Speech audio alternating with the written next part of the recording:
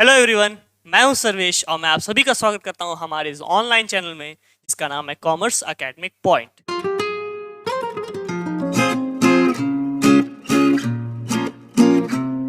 हाँ तो बच्चों, मैं उम्मीद करता हूं कि हमने आज तक जो भी पढ़ाई की लेक्चर्स में उसे आप रिवाइज करते चल रहे हो। बच्चों देखो, मैंने आपसे शुरू में ही बोला था कि अगर आप मेरे साथ पेस मैच करके चलते हैं, क्लास को आप अच्छे से अटेंड करते हैं, उसके बाद जो भी पढ़ाया गया उसे घर जाके ज़्यादा नहीं 5 से 7 मिनट अगर आप रिवाइज कर लेते हैं, 5 से 7 मिनट लगेगा यार, उतने में आपका काम बन जाएगा। लेकिन देखो बच्चों, अगर आप उसे रिवाइज नहीं करते हो तो वो धीरे धीरे वो बर्डन बढ़ता जाएगा और जब आपके एग्जाम में 2 या 3 चैप्टर आएंगे तो फिर बड़ा वो भारी बर्डन हो जाएगा। अब आपका तो नहीं पता, बट हमारे समय जब होता था ऐसा, तो हमारे समय 2 या 3 चैप्टर अमूमन फर्स्ट यूनिट टेस्ट में ही आ जाते थे। हाफ ईयरली में तो खैर आधी बुक आ जाती थी। तो बच्चों उसको रिवाइज करते चलो, ठीक है।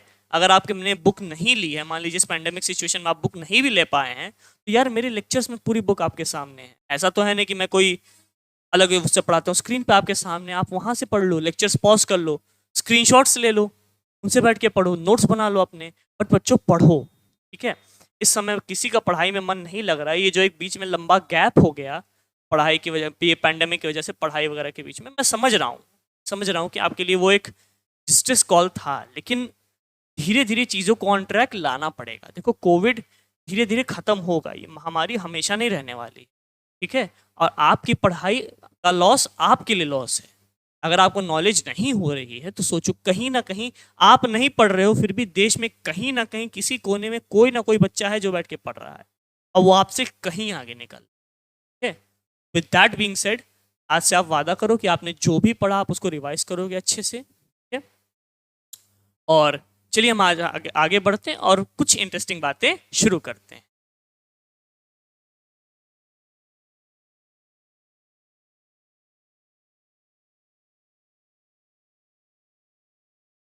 हाँ यारो, तो कल हमने पढ़ लिया था कि माइक्रो इकोनॉमिक्स क्या है, मैक्रो इकोनॉमिक्स क्या है। एक बार छोटा रिवीजन लेंगे। जब भी बात किसी इंडिविजुअल यूनिट की होगी, इंडिविजुअल इंसान, individual house hold, individual industry, individual company, individual कोई भी इंडिविजुअल को हम ग्रुपिंग कर दिया उस इंडिविजुअल की बात करेंगे तो वो कहलाएगा माइक्रो इकोनॉमिक्स। इंडस्ट्री फर्म के बीच में अंतर भी आपने समझा था। लेकिन जब बात होगी एज अ होल, किसी particular area as a whole की या देश एज अ होल की, तो हम किसकी बात कर रहे हैं? मैक्रो वेरिएबल की, मैक्रो इकोनॉमिक्स। मैंने कल भी आपसे बोला था कि ये जो नीचे टर्म्स दिए हुए हैं इन पे आपको ध्यान देने की जरूरत नहीं है। क्यों? कि ये सब अभी आपके सिलेबस में धीरे धीरे इंट्रोड्यूस होंगे, ठीक है। इनसे क्वेश्चन भी नहीं आएगा, तो आपको ये नहीं पूछेगा कि how to calculate the national income, नहीं आएगा आपको, ठीक। चलो, आज हमने वादा किया था कि हम देखेंगे माइक्रो इकोनॉमिक्स और मैक्रो इकोनॉमिक्स के बीच का डिफरेंस। ये चीज़ें आपको पहले से पता है, हम सारी चीज़ें आपस में डिस्कस कर चुके हैं एज यूजुअल, लेकिन फिर भी एक नज़र डाल लेते हैं। देखो, micro, just a second, micro economics studies economic relationship और economic problems at the level of an individual firm, individual household और इंडिविजुअल कंज्यूमर। पता है सर? टिक मार्क मारो। इकोनॉमिक वो macro economic studies economic relationship और economic problems at the level of economy as a whole. पता है sir?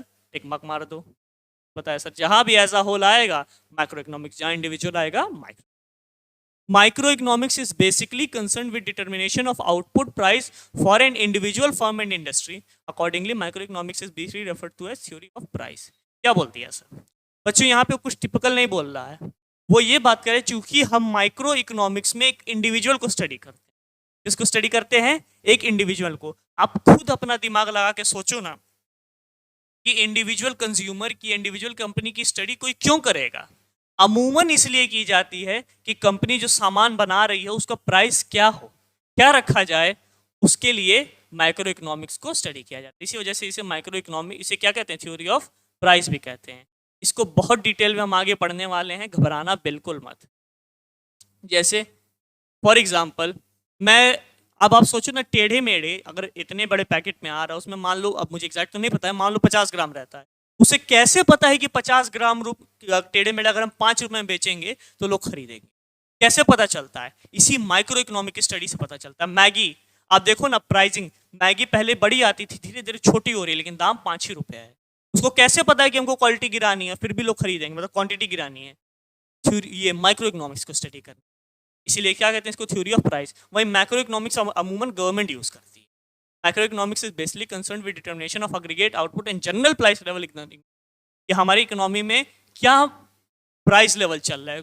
मोटी अगर ले मैन लैंग्वेज में बोलना तो महंगाई चलेगी, महंगाई चल रही है कि क्या चल रही है, ठीक है, महंगाई का लेवल ऊंचा है कि नीचा है, इन्फ्लेशन या डिफ्लेशन चल रहा है, ठीक। In the economy as a whole accordingly micro economics is briefly referred to a theory of income and employment, कि हमारी इकोनॉमी में इस समय क्या, कितने लोग नौकरी कर रहे हैं, क्या क्या रिसोर्सेज कहाँ कहाँ यूज हो रही हैं, किसकी कितनी इनकम है, कौन कितना एक्सपेंडिचर कर रहा है, सब खर्चे कहाँ से पता, ये सब चीज़ें कहाँ से पता चलेंगी, मैक्रो इकोनॉमिक्स की स्टडी से।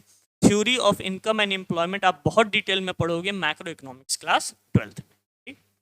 चलो, study of microeconomics assume that micro variables remain constant, that is it is assumed that aggregate output is given while we are studying determination of output and price of individual firm or an industry।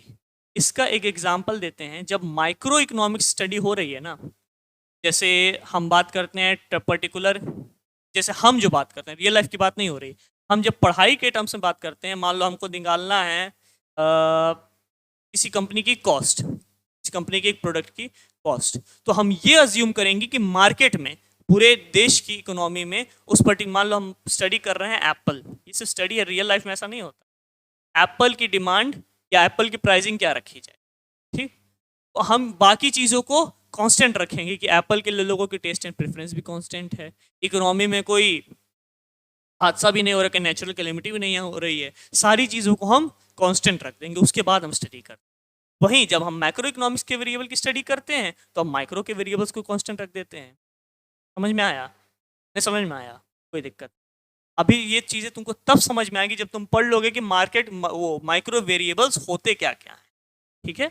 इतना समझ लो, जब micro economics की study होती है तो macro economics के variables constant हो जाते हैं, और जब मैक्रो इकोनॉमिक्स की स्टडी होती है तो माइक्रो इकोनॉमिक्स के वेरिएबल को कांस्टेंट अज्यूम कर लिया जाता है। क्या किया जाता है? अज्यूम। दोनों केसेस में क्या किया जाता है? अज्यूम किया जाता है।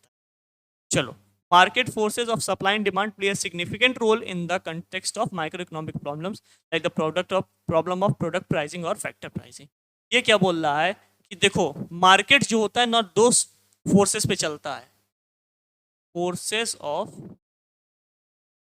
जिनको हम कहते हैं मार्केट फोर्स, ठीक है। मार्केट फोर्सेस क्या क्या होती हैं? एक होती है सप्लाई और एक होती है डिमांड। सर, ये सप्लाई और डिमांड क्या होती है? हम आगे चल के पढ़ने वाले, हाँ, बहुत डिटेल में पढ़ने वाले, ठीक है। मोटी मोटा समझ लो, अगर मोटी मोटा समझना है, डिमांड का मतलब होता है किसी चीज़ की कितनी मांग है, और सप्लाई का मतलब होता है उस चीज़ की कितनी सप्लाई है। मांग का मतलब ये कतई मत समझ लें तुमने अपने पापा से मांगा मोबाइल मुझे चाहिए पापा, तो वो डिमांड में काउंट हो गया, नहीं। डिमांड कब अराइज होती है, कब नहीं अराइज होती है, हम बिल्कुल डिटेल में चर्चा करने वाले। चलो, तो market forces supply demand play a significant role in the context of micro economic problems like that problem of product pricing और factor pricing.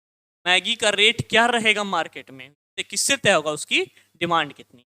A government policies play a significant role in the context of macroeconomic problems like the problem of unemployment and poverty inflation। बिल्कुल, बात economy as a whole की होगी तो government policies role play, ठीक है। ये था इसके बीच का अंतर। देखो बच्चों, हमेशा मैं ये चीज़ बहुत कम बोलता हूँ, इनफैक्ट इसी एक चैप्टर में मैं ये चीज़ बोलता हूँ कि टेबल आप रट लें।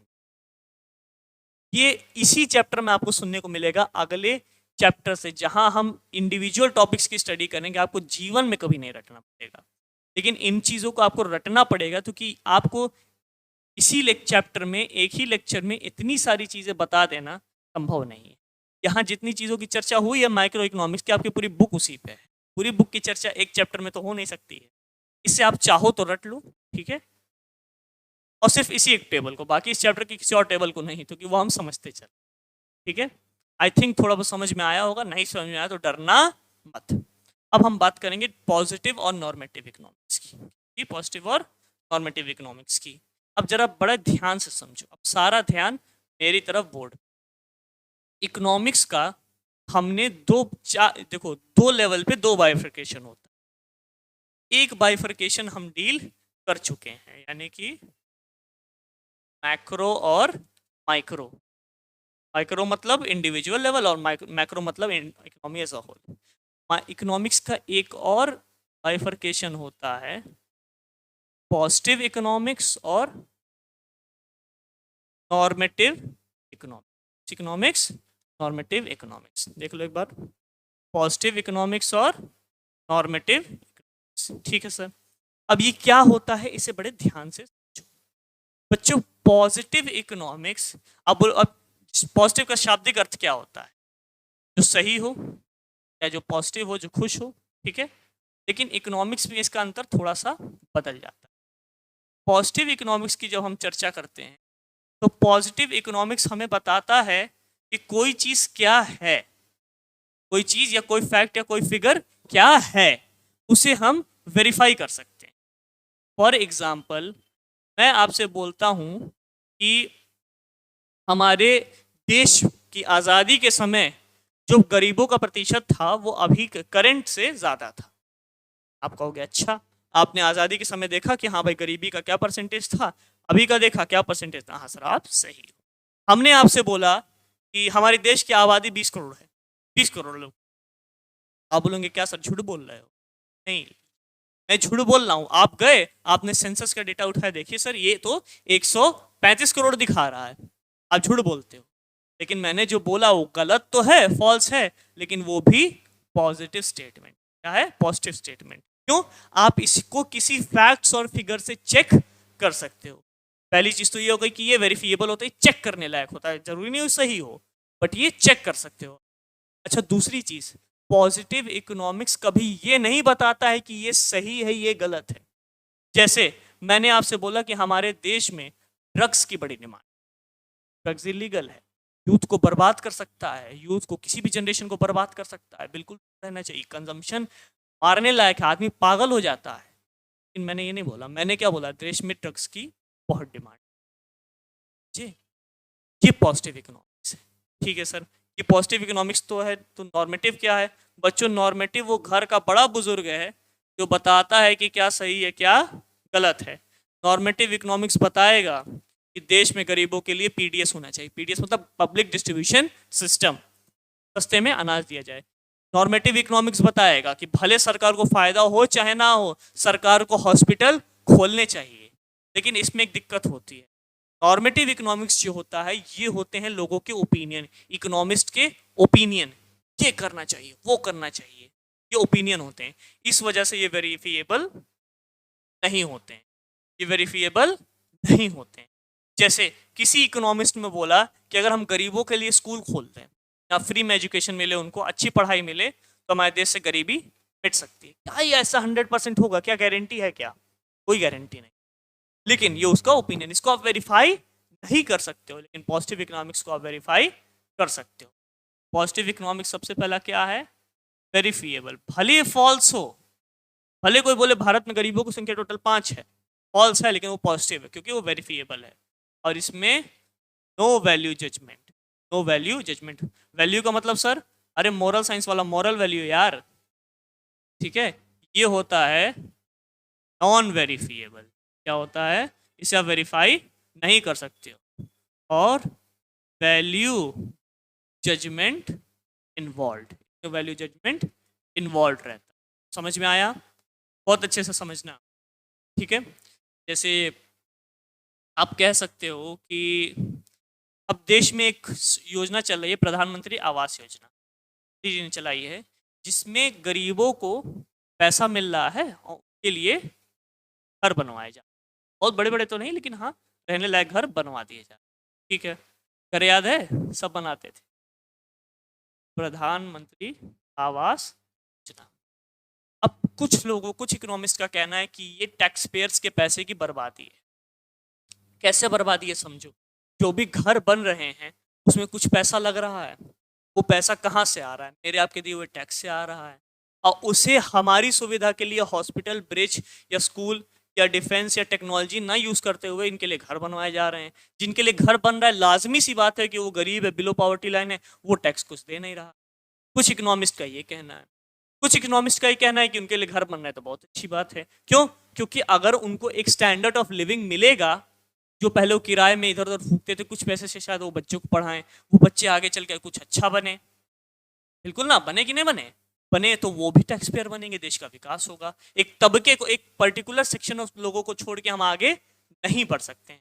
ये नहीं कि देश में अगर ये 4 लोग हैं पैसे वाले हैं, यही आगे बढ़ेंगे बस, ये टैक्स दे रहे हैं, और बाकी जितने ये करोड़ों लोग हैं ये ऐसे कैसे रह जाएं, तो ये कहना है। देखो दोनों के ओपिनियन सबकी अपनी जगह सही है, लेकिन अब किसी के भी ओपिनियन को आप वेरीफाई कर सकते हो क्या? नहीं कर सकते हो। क्या हो गया? ये नॉर्मेटिव इकोनॉमिक्स हो गया। अंतर समझ में आया? पॉजिटिव मतलब जो वेरीफाई हो सके फैक्ट से, जो वैल्यू जजमेंट ना हो, और नॉर्मेटिव मतलब वेरीफाइबल नहीं है लेकिन वैल्यू जजमेंट इसमें है। चलो अब रीड कर, पॉजिटिव इकोनॉमिक्स डील्स, पॉजिटिव की बात हो रही है बच्चों, और तो हाईलाइट कर कलर चेंज करते हैं, बोर होगा ग्रीन देखते हैं। चलो, positive economic deals with economic issues related to past present और फ्यूचर। पास्ट प्रेजेंट और फ्यूचर कभी की बात होगी। It deals with such economic issues which can be studies by using facts and figures. हम किसको यूज कर सकते हैं? फैक्ट्स एंड फिगर्स, इसको वेरीफाई कर सकते हैं। क्या कर सकते हैं? वेरीफाई कर सकते हैं। Read the following observations carefully. अब कुछ सिचुएशन आपको रीड कराएगा, चलो करते हैं कहानी के तौर पे। On the eve of independence, poverty in India affected larger percentage of population than now. अपना वाला एग्जांपल। बिल्कुल सर, वेरीफाई हो सकता है। उस समय का भी डेटा है, इस समय का भी डेटा है, मैच कर लो, पता चल जाएगा कि सही है। देखो सही हो गलत हो उसका नहीं है, लेकिन वेरीफाई ये हो सकता है। ठीक है sir. 22% of population in India is absolutely poor, below poverty line. It is observation related to present. अभी एक बात हो रही है, वेरीफाई कर सकते हैं तो पॉजिटिव है, सही हो गलत वाला की बात नहीं है। सर ये पावर्टी लाइन क्या होती है? बहुत सुनते हैं। देखो इंडिया में एक लाइन फिक्स कर दी जाती है, या एक पर्टिकुलर वो पैरामीटर फिक्स कर दिया जाता है कि इतने रुपए से कम जो कमाएगा, ये इतनी कैलोरी से कम जो खाएगा, वो बिलो पावर्टी लाइन। डिटेल में पढ़ेंगे, हल्का हल्का समझ लो। ठीक है, कि या तो इनकम पे सेट हो जाएगा पैरामीटर, या तो कैलोरी कंजम्पशन पे। कैलोरी आपको पता है ना, खाने में कैलोरी मिलती है, तो उससे कम जो जो कमाएगा, उससे कम जो जो कंज्यूम करेगा, वो क्या है? पुअर है, एब्सोल्युटली पुअर है, एब्सोल्यूट। ठीक। अच्छा, इफ पॉपुलेशन, ये पॉजिटिव स्टेटमेंट है, if population in India continues to grow at existing rate, the percentage of population below poverty line will exceed 22% in the year 2020। Book पुराना publication है। देखो इस fact को भी आप वेरीफाई कर सकते हो, सही या गलत डजेंट मैटर। इसका मतलब ये पॉजिटिव इकोनॉमिक्स है। All the observation statements are elements of positive economics. These observations highlight the state of poverty in the past, present, future. This positive economics. So what was, what is, and what ought to be. Very, very, very important point. इसको very important. Positive economics बताता है क्या है, क्या था और क्या होने वाला है। ये कभी भी नहीं बोलता है क्या सही है क्या गलत है। कैरेक्टरिस्टिक्स देखेंगे। Observation statements related to positive economics show the following characteristics. These statements highlight the nature and extent of economic problems or analyze economic behavior of the people related to past, present or future. ठीक है। These statements are based on facts and figures. ठीक है। These statements are verifiable for truth. हम इनको cross verify कर सकते हैं। And these statements do not reflect any value judgement. क्या सही है क्या गलत है ये बात नहीं करते हैं। यूएस ने बोला कि हम अपने वहां से सीरियन या मैक्सिकन रेफ्यूजीज को भगा देंगे, वैल्यू के हिसाब से गलत है, लेकिन वैल्यू जजमेंट है। Positive economics. It is important to note that positive statements are not necessarily statements of truth. मतलब वो सही हो ये गारंटी वो जरूरी नहीं है, बट वो वेरीफिएबल होने चाहिए। But certainly this statements are verifiable for truth. Example दिया है कि इंडिया पॉपुलेशन 100 करोड़ है, उसको वेरीफाई कर सकते हैं, तो पॉजिटिव है। एग्जांपल आप रीड कर लेना, हम इसकी बहुत बात कर चुके। अब बात होती है किसकी? नॉर्मेटिव इकोनॉमिक्स की। किसकी? Normative economics. Normative economics, economics of what ought to be, क्या होना चाहिए। व्हाट ऑट टू बी, क्या होना चाहिए। It deals with opinions of the economist. हाँ भैया, क्या सही है क्या गलत है, रिलेटेड टू इकोनॉमिक इश्यूज और इकोनॉमिक। डिफरेंट इकोनॉमिस्ट में may offer different opinions or solutions to an economic problem. Opinions involve value judgment. Value मतलब यहाँ पे वो प्राइस वाला वैल्यू नहीं, वैल्यू मतलब यहाँ पे मोरल साइंस वाला। Read the following statements carefully. Mahatma Gandhi national rural employment guarantee act, जिसको मनरेगा कहते हैं, will one day bring an end to problem of unemployment in the country. जब मनरेगा शुरू हुआ तो कुछ इकोनॉमिस्ट का कहना था कि मनरेगा से देश में अनएम्प्लॉयमेंट खत्म हो जाएगा। मनरेगा क्या? मनरेगा शायद एक स्कीम, अब मुझे एग्जैक्टली तो नहीं आता है, लेकिन शायद ये 100 डेज की एम्प्लॉयमेंट गारंटी करती है हर किसी को। मान लो आपको नौकरी नहीं मिली है, कोई गरीब है जिसे नौकरी नहीं मिली, वो जाके मनरेगा में रजिस्ट्रेशन करा दे, उसे साल में 100 दिन नौकरी सरकार देगी। अगर उसको नौकरी नहीं दे पाती, मान लो कोई काम नहीं दे पाती, फिर भी उसको भत्ता मिलेगा, यानी कि स्टाइपेंड मिलेगा। अब उनके काम क्या होते थे, ब्रिज बनाने में लगा देते थे, रोड बनाने में लगा देते थे, जो मजदूर होते हैं वही मनरेगा वाले होते हैं। कुछ लोगों का कहना था कि इससे अनएम्प्लॉयमेंट खत्म हो जाएगी, हुआ तो नहीं ऐसा, अनएम्प्लॉयमेंट तो अभी भी है। मनरेगा, कुछ का कहना था MNREGA is just a programme of financial aid to unemployed people in rural India, beneficiaries of MNREGA will remain as unproductive worker. एक होते हैं प्रोडक्टिव, होते हैं अनप्रोडक्टिव। जो कोई अच्छा प्रोडक्शन कर सकते, जैसे पढ़े लिखे doctor, CA, engineer, architect, productive है, लेकिन एक इलिटरेट लेबर अनप्रोडक्टिव, वो कुछ प्रोड्यूस कर ही नहीं सकता। तो लोगों का क्या कहा कि बस आप पैसा दे रहे हो फ्री में एक तरह से, और वो अनप्रोडक्टिव रहेंगे, वो अपने आप में इंप्रूवमेंट नहीं लाएंगे। कुछ का कहना था कि MNREGA uses tax payers money and should therefore be stop, कि भाई टैक्स पेयर का पैसा बर्बाद हो रहा है, कुछ का ये कहना था। कुछ का कहना था MNREGA should not be pursued unless it use asset creation in the economy. इनका क्या कहना था कि कुछ एसेट बनाइए, या तो उन्हीं लोगों को पढ़ा लिखा के अच्छा कीजिए, वरना मनरेगा बेकार है। अब देखो, all these statements are elements of normative economics. क्यों? क्योंकि ओपिनियंस है, these are merely opinions, they are not verifiable for truth. चलो अब इसका कैरेक्टरिस्टिक्स देख लेते हैं। These statements involve value judgment। क्या होती है इनमें? Value judgement. नॉर्मेटिव में क्या होती है? Value judgement. और पॉजिटिव में वैल्यू जजमेंट नहीं होती है। ये क्या, नॉर्मेटिव क्या बोलता है? व्हाट ऑट टू बी, क्या होना चाहिए। और पॉजिटिव क्या बोलता है? व्हाट इज, व्हाट वाज और व्हाट विल बी, क्या होगा, क्या था, क्या क्या हुआ। These statements lead to controversies and debates. आपकी इसी वाली लाइन पे ये MNREGA uses tax payers money and therefore it should be stop, इसी लाइन पे दुनिया भर की कंट्रोवर्सी हुई थी, सारे न्यूज़पेपर में आर्टिकल आते थे, बहुत कुछ हुआ। ठीक है, these statements indicates opinions and are therefore very not verifiable for truth. खुद ही सोचो ना, जहां ओपिनियन आएगा किसी का, क्या सही है क्या गलत है, वहां पे कंट्रोवर्सी और डिबेट तो होंगे। बात उठी थी सीएए एनआरसी की, सबके ओपिनियन अपने थे, किसके ओपिनियन थे कि हाँ होना चाहिए, क्योंकि एक्चुअली में माइनॉरिटीज पे तो इन बाकी अगल बगल देशों में काफ़ी जुल्म होता है। कुछ का कहना था कि नहीं होना चाहिए, कुछ का कहना था कि इतने लोग और आ गए, उनका हम खर्चा कहाँ से उठाएंगे, हम वैसे ही गरीब देश हैं। ऐसे देख रहे हो, सबके ओपिनियन अपने अपने अलग अलग होते हैं, इस वजह से कंट्रोवर्सीज उत्पन्न होती ही हैं। These statements reflect what ought to be, क्या होना चाहिए as a solution to economic problem. Box read करेंगे, आया था बॉक्स है, what ought to be just an opinion of an individual, क्या है, ओपिनियन है। It need not necessarily prove to be the best solution to an economic problem. कोई जरूरी नहीं कि आपका ओपिनियन जो हो वो बेस्ट सॉल्यूशन हो किसी प्रॉब्लम के। जैसे यहाँ पे एग्जांपल क्या दे रहा है कि हमारे देश में आज़ादी के बाद गवर्नमेंट सेक्टर जो है उसको बहुत ज़्यादा प्रेस किया गया था, उसको सबसे ज़्यादा लिबर्टी दी थी। गवर्नमेंट ने कहा था कि गवर्नमेंट ही सेक्टर बढ़ेगा, जैसे चाइना है पब्लिक सेक्टर बढ़ाओ। आपको ये जान के आश्चर्य होगा कि 1970s 80s के समय में सरकार ब्रेड से लेके जूता तक बनाती थी, सरकारी कंपनी। सोचो, ब्रेड से लेके जूता तक बनाने का काम सरकारी कंपनियों का था। लेकिन धीरे धीरे देखो ना, 1991 तक आते आते हमारी इकोनॉमी बहुत बुरे हाल में चली गई थी। ये आलम हो गया था कि हमारा जो रिजर्व बैंक ऑफ इंडिया है इसको अपना सोना उठा के IMF इंटरनेशनल मॉनेटरी फंड के पास गिरवी रखना पड़ा था, तब जाके हमको कुछ फॉरेन करेंसी मिली थी जिससे हम बाहर से कुछ सामान जरूरत का इंपोर्ट कर सकें। भाई जो बाहरी देश हैं वो हमसे रुपए में पेमेंट तो लेते नहीं, तो डॉलर में पेमेंट लेते हैं, तो हमको सोना गिरवी रख के डॉलर लेने पड़ गए थे 1991 में। तब उस समय डॉक्टर मनमोहन सिंह, आप जानते होंगे, उनके ही दिमाग से I knew economic policy NEP, और उसमें आपने अपनी इकोनॉमी को खोल दिया, प्राइवेट सेक्टर को ज़्यादा लिबर्टी दी गई और गवर्नमेंट सेक्टर को थोड़ा कंसाइज किया गया। उसके बाद जाके आज भारत दुनिया की 6ठी सबसे बड़ी इकोनॉमी बन के खड़ा हो। ठीक है, तो आओ समझ गए ना। तो वो सिर्फ ओपिनियंस होते हैं। उस समय के लोगों के नीति आयोग का ओपिनियन ये था कि हमको गवर्नमेंट सेक्टर को ज़्यादा वो देना चाहिए। PC महालनोबिस का उन्होंने वो उसकी उनकी अध्यक्षता में बनी थी वो टीम, 5 ईयर प्लान्स हुए थे शुरू के। खैर वो सब अलग की बात है, अब आगे चल के पढ़। चलो, positive economics and normative economics का डिफरेंस देखो।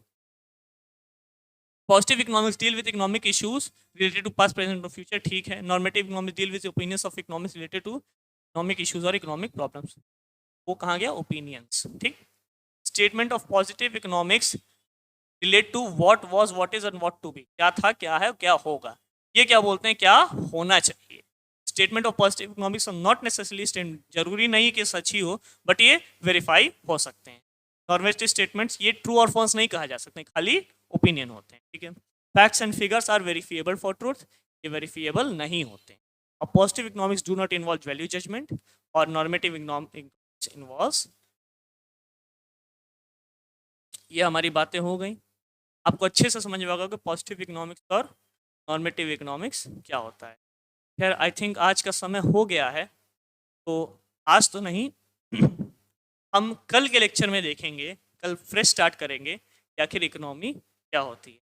जो लोग ये जानने के लिए आए थे कि सिर्फ इकोनॉमी क्या होती है, बच्चों जल्दी ही अगला लेक्चर आ जाएगा, चिंता मत करो, ठीक है। तब तक के लिए आप हम चैप्टर में जितना आगे आ चुके हैं इन चीज़ों को अच्छे से रिवाइज कर लो।